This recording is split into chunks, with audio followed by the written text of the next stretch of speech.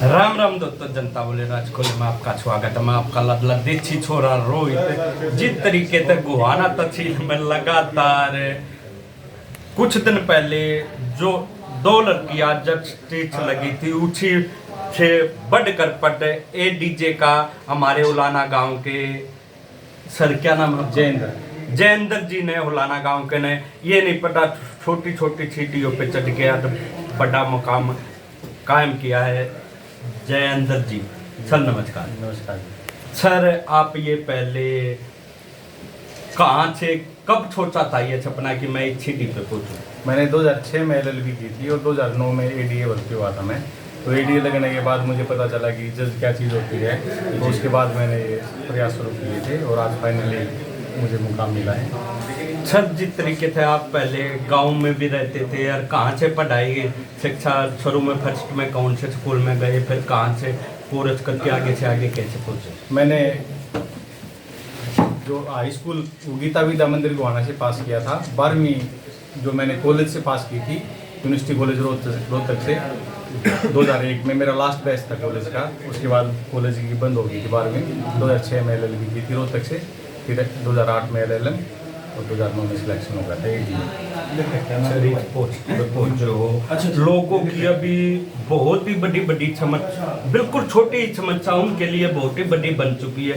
जैसे कोई 50 रुपए की चोरी के केस में चलाया गया, कोई किसी के ऊपर वैसे दोष रख दिया गया, इसने 50 रुपए की जो चोरी कर ली और उसकी ये नहीं पता 5-5 साल या 10-10 साल वो जेल में बिता रहे हैं। उनको किस नजरिए से देखना चाहो? देखो, समय के साथ ना जैसे शिक्षा बढ़ी है, लोगों में जागरूकता बढ़ी है, वो अपने अधिकारों के लिए जागरूक हुए हैं और इसलिए वो कोर्ट को एक आस की नज़र से देखते हैं कि भी उनका न्याय मिलेगा, उनकी बात सुनी जाएगी। लेकिन बहुत ज़्यादा केस पेंडिंग होने से जनसंख्या एक बहुत बड़ा कारण है और जो अप्रोप्रिएट लीगल एड है वो नहीं मिल पाती लोगों को। तो मेरा कोशिश रहेगी कि मैं एक प्रॉम्प्ट जस्टिस देने की कोशिश करूँगा, जो फेयर ट्रायल और जो बेसिक राइट है, फंडामेंटल राइट है फेयर और प्रॉम्प्ट जस्टिस का, उसमें पूरा योगदान करने की कोशिश करूँगा। सर, जो फरियाद लेके आते हैं जज के पास ही उन्हीं का सोल्यूशन होता है कि जज हमारे साथ न्याय करेगा, और सुनने को भी तो यही आता है कि जज साहब जो दोषी को सजा मिल जानी चाहिए या बगैर दोषी को सजा ना मिले, यानी कि दोषी छूट जाए, उसके बारे में क्या कहना है? दोषी को सजा नहीं मिले तो कुछ नहीं, और बगैर दोषी को सजा मिल जाए तो उसके बारे में? देखो, जो कानून है सजा देना एक प्रोसेस है, वो खाली जज के हाथ में नहीं होता। उसके लिए कई मशीनरी होती हैं, पुलिस है, डिफेंस लॉयर है, प्रोसिक्यूशन है, फिर आप गवाह कैसे गवाही दे रहे हैं। कई बार आपके साथ गलत होता है लेकिन जो गवाह होते हैं वो आपकी सपोर्ट नहीं करते, तो जज भी चाहकर कुछ नहीं कर सकता। तो बहुत सारे पहलू हैं, वो एक साथ मिलके न्याय व्यवस्था को कायम करते हैं। जी सर, फिर भी एक बात सर, जिस तरीके से आपके गांव में तो पहले आप कह रहे थे आपके दादा ने या पापा ने ऐसा सपना नहीं देखा होगा कि मेरा बेटा ऐसा बनेगा। आप उस पोस्ट पे आपसे ऊपर जज के आले इस रैंक में आते हैं, तो आपसे ऊपर एक ही पोस्ट आती होगी। जी, देखो, हम ग्रामीण परिवेश से आए हैं, तो हमारे यहाँ तो हरियाणा पुलिस में सिपाही लगना सबसे बड़ी पोस्ट होती थी जी। लेकिन आप जैसे जैसे बाहर निकलते हैं घर से, आपको पता चलता है कि भी दायरा विस्तार कितना है समाज में, तो सोच भी बड़ी होती है। जैसे हम घर से बाहर निकले, गांव छोड़ा, गोहाना आए, गोहाना से रोहतक गए, फिर रोहतक से जॉब में गए, चंडीगढ़ गए, वहाँ से फिर पता चला, तो ऐसे बढ़ते हैं। सर, जिस तरीके से इस लाइन में चला जाता है जज वाले, इसमें एक फैमिली या फ्रेंड सर्कल को कम करने के लिए कि इनसे बातें ना हो, ये फ्रेंड सर्कल इनका और लंबा ना चले, जो पिछला फ्रेंड सर्कल है सर वो वैसे ही रह पाएगा या? ऐसा है जी, जो फ्रेंड सर्कल होता है ना, वो आप कुछ भी बन जाओ, प्रधानमंत्री के भी दोस्त होते हैं जी, वो नहीं छूटते आपके जो पुराने मित्र होते हैं ना।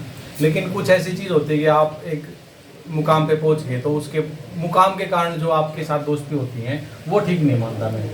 लेकिन मैं जयेंद्र हूँ, मेरे साथ जो लोग जुड़े हुए हैं वो ऐसे ही जुड़े रहेंगे। लेकिन कोई ऐसा आदमी कि भाई अब ये जज लग गया, अब मैं इसको दोस्ती कर लूँ और मैं कुदरती वहाँ से बदल गया तो फिर दोस्ती ना करें, वो तो एक म्यूचुअल अंडरस्टैंडिंग की बात है। सर, जिस तरीके से आप यहाँ गीता बद्दा मंदिर में पढ़े हो या गोहाना के, तो आपके काफ़ी सारे फ्रेंड होंगे। एक उनमें के कोई एक खास नज़दीकी का जो बचपन से आपके साथ रहा हो, ऐसा फ्रेंड कौन सा होगा? कि बहुत सारे ऐसे फ्रेंड हैं, क्योंकि मेरा तो बचपन ही यहाँ बीता है, तो मैं 2-4 के नाम ले दूंगा तो 2-4 नाराज हो जाएंगे, तो गलत बात हो जाएगी। अच्छा, ये गलत बात हो जाएगी। चलो, जिस तरीके से अब आप गांव में जाएंगे, वहाँ गांव में जाते हुए आप ये तो सोचोगे कि मैंने ये सपना देखा था, गांव में मैं इतना बड़ा ऑफिसर बन गया हूँ, और बनने के बाद अब गांव में जा रहा हूँ। गांव वालों को आप किस नज़रिए से देखोगे? देखो जी, गांव राम होता है, हमारे हरियाणा में गांव राम होता है, और गांव में कोई अफसर नहीं होता। हम गांव के बच्चे हैं, वो बच्चे की हैसियत से जाएंगे। वो गांव वालों का प्यार है, लाड प्यार है कि वो आपको मान सम्मान देते हैं, इज्जत देते हैं। बाकी मेरे लिए गांव पहले भी सम्मानित था, आज भी सम्मानित है। सर, जिस तरीके से यूपी में आप नाए के पद पे जा रहे हो, वहाँ ज्वाइन करने के बाद हरियाणा की तरफ से जो कोई भी क्रिमिनल है या कोई भी पीड़ा में पीड़ित है, कोई ऐसा है जो हरियाणा के, वहाँ आपके पास कोई केस आता है, उसको किस नज़रिए से देखोगे? देखो, जो भारत की न्याय व्यवस्था है ना, वो यूनिटरी फॉर्म की न्याय व्यवस्था है, और आप जब डायस पे बैठते हैं तो आप कानून की देवी की आंखों में पट्टीबंदी होती है। वो ये नहीं देखते कि ये हरियाणा का है, मेरे गांव का है, मेरी जाति का है, मेरे धर्म का है। वो फाइल के हिसाब से चलता है सिस्टम। तो न्याय जो होगा वो कानून के रूप, जो हमारी पोस्ट होती है ट्रायल कोर्ट्स की, वो ट्रायल कोर्ट्स के पास बहुत सारी विवेक शक्ति नहीं होती। ट्रायल कोर्ट्स कानून की जो प्रोसीजर है उनसे बंधे हुए होते हैं। तो जैसा लॉ में मार्गदर्शन होगा वैसा ही मैं कोशिश करूँगा। सर, जिस तरीके से आप इतने बड़ी पोस्ट पे गए हैं, हमारे युवा नशे की ओर ज़्यादा बढ़ रहे हैं, उनको क्या संदेश देना चाहोगे? जो नशा है वो क्षणिक सुख है, तो नशे से तो मेरे ख्याल से किसी का भला आज तक तो हुआ नहीं है जी। और ये जितना जल्दी हम समझेंगे उतना जल्दी ठीक है। और जो भी नशे का आदी है, वो उससे आप खुद बात करके देखेंगे, वो खुद भी दुखी है अपने दुख से, लेकिन उसको एक सहारे की ज़रूरत होती है। कई बार उसके पास अगर कोई अच्छा दोस्त है, अच्छा उसका हमसफ़र है, उसके पेरेंट्स हैं, गार्जियन है, टीचर है, कोई उसको अच्छा रास्ता दिखाएगा तो वो छोड़ नहीं सकते। ऐसी बात भी नहीं है, अगर एक बार आदी बन गया तो आप छोड़ नहीं सकते।